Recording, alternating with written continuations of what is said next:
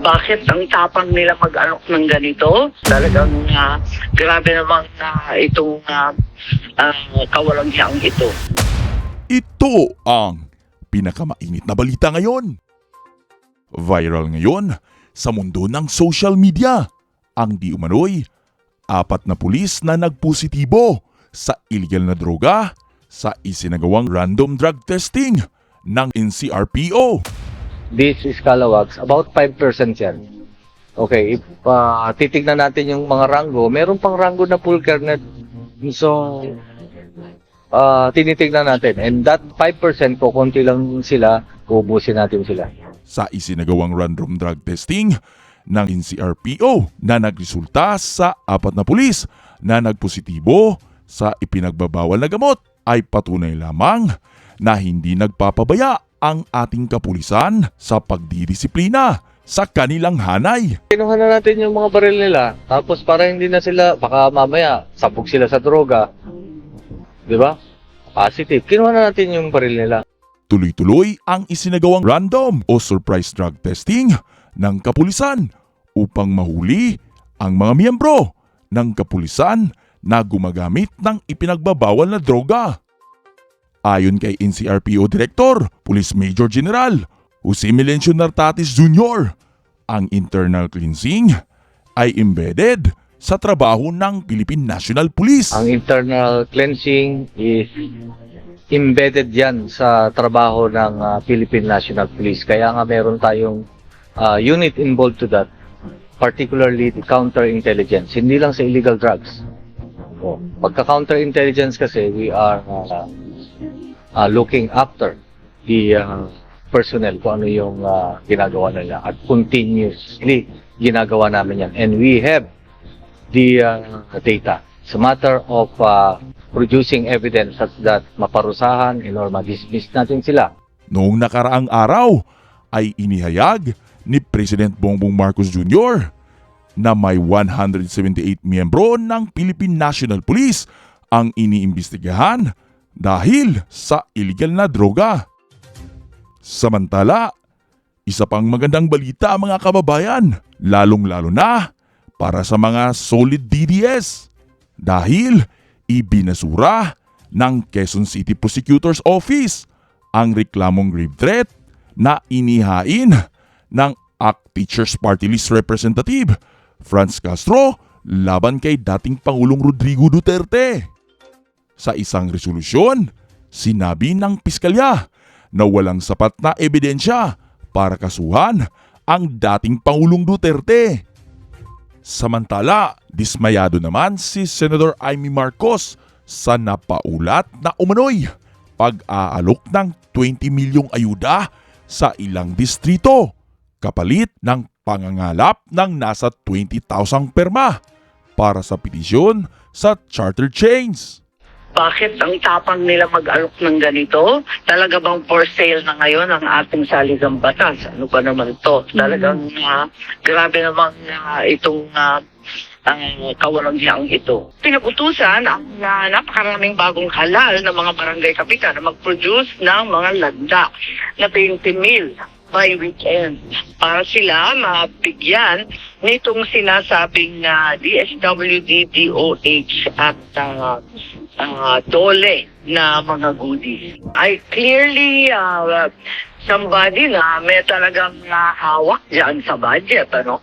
So we know that the power of the purse rests with Congress. So baka yung may access talaga at some semblance of suasion and control over the funds. 20,000 pirma umano, kapalit ng 20 milyong ayuda mula sa gobyerno. Ayon kay Senator Amy Marcos, batay sa kanyang impormasyon, sinasabing inalok ang ilang distrito sa iba't ibang rehiyon ng pondo para sa ilang programa ng gobyerno kapag nakakuha ng sapat na pirma para sa People's Initiative na layong amyendahan ng saligang batas. Kabilang na dito ang 5 milyong pisong ayuda sa ilalim ng Department of Social Welfare Development o DSWD. 10 milyong piso naman para sa medical assistance para sa indigent patients sa ilalim ng Department of Health. at 5 milyong piso para sa tupad ng Department of Labor and Employment. Ang budol na nga kayo noong 2022, eto na naman kayo, bambubudol na naman kayo.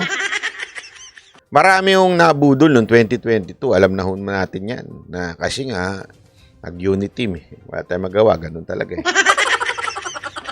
Sana lang next time, Congressman Pulong, at kay BP Sara Duterte, huwag na ho tayo magpabudol, na maniwala pa. Kasi eto na kinakawawa na ho kayo. Kitang-kita naman po natin yung ginagawa sa pamilya ninyo. Di ba? Kitang-kita na ho natin. Kaya yung mga tunay na Duterte supporter, mga lehitimong Duterte supporter, huwag ho tayo magpapalihi sa issue. Yung issue na video-video na nagpupulburon, enak ng 3 kalabaw na pinagdikit-dikit. Alam naman po na natin yun. Di na natin kailangan pabalik-balikan pa yun. Sinabi na ni Pangulong Duterte yun, ayaw niyong makinig nun. Tapos ngayon, ipagdidiinan nyo na naman. Kasi alam niyong hindi na effective.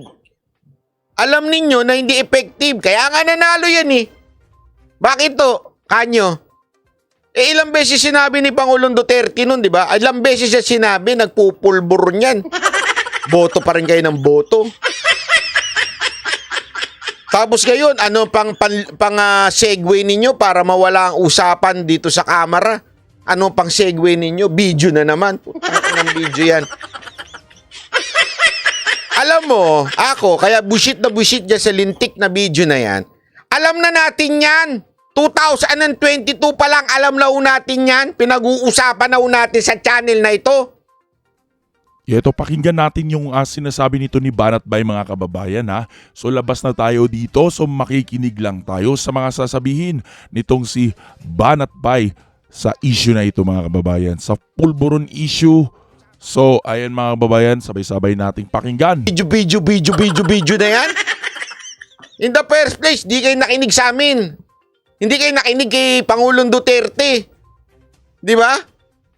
Tapos ngayon, pag didikdikan nyo yung lintik na video na yan, tapos na yung issue na yan. Ang usapin ngayon, etong korupsyon sa ating kamera. Di ba? Ito ang pag-usapan natin. Mantakin mo mantakin mo lang to. Ito na na si Duterte na mismo, si Congressman Pulong Duterte na nagsasabi 30% ng peking Panginoon. Sabi ko nga, paano pa kaya doon sa distrito ni Speaker, magkano kaya doon ang nakaalat? Sa distrito ni Zaldico, magkano kaya nakaalat doon? Sa distrito ni Kimbo,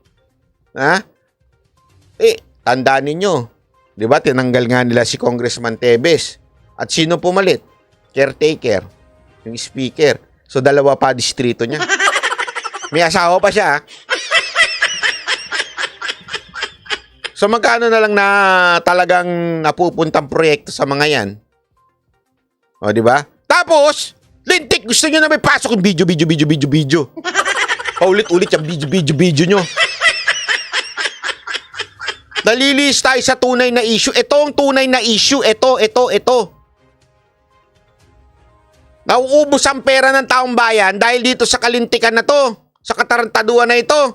Tapos ano pag-uusapan natin? Video. Ayun, tapos na yung video. Sinabi ni Pangulong Duterte, wala yan. Ano ginawa? Nilabas picture. Naluma naman na yung picture. Anak ng wewe naman,